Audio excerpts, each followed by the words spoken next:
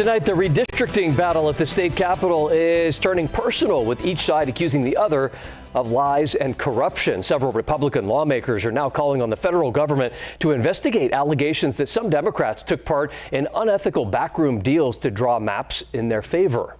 Thanks for joining us tonight for Fox 40 News at 5:30. I'm Eric Harriman. And I'm Nikki Lorenzo. Fox 40 Capitol reporter Eitan Wallace has more on how Democrats are responding. Corrupt redistricting scheme. That's how San Diego GOP Assemblymember Carl DeMaio describes the plan put forth by Governor Gavin Newsom and legislative Democratic leaders they say will counter the Texas GOP Trump-backed redistricting plan to pick up 5 U.S. House seats in the Lone Star State. Newsom's proposal includes this California gerrymandered congressional map, all with the goal to pick up 5 Democratic U.S. House seats statewide in the 2026 midterm election. California redistricting. Speaking outside the state capitol, DeMaio and fellow Republicans, Huntington Beach State Senator Tony Strickland and Clovis Assemblymember David Tongipa, spoke out against Newsom's redistricting plan.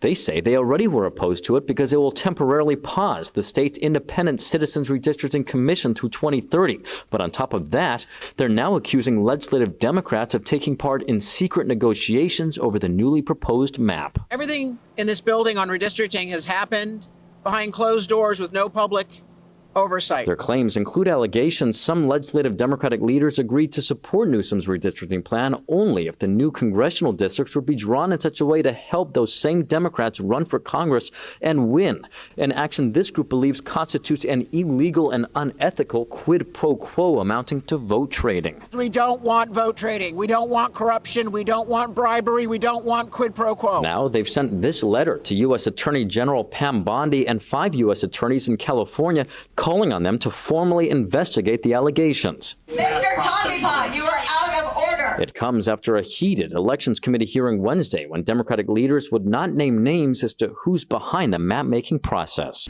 Who drew these maps? The legislature drew the maps. Who specifically in the legislature? The legislature drew the maps. This is transparency that we don't get to know who drew the maps. The legislature drew the maps. State Senate President pro tempore Mike McGuire did not respond for comment, but State Assembly Speaker Robert Rivas denied accusations the maps were drawn to help him in a future run for Congress. Rivas' spokesperson writing this in part, quote, "He's not running for any other office, and his priority is stopping Trump's power grab. The new map does not favor the speaker." Assembly for debate. Meantime, the legislature's appropriations committees met to discuss how much the proposed November special election aimed at giving voters the final say on the maps will cost the state. It's a very developing issue. The Newsom administration's Department of Finance did not have an exact dollar amount, but noted the last statewide special election in 2021 cost taxpayers more than $200 million.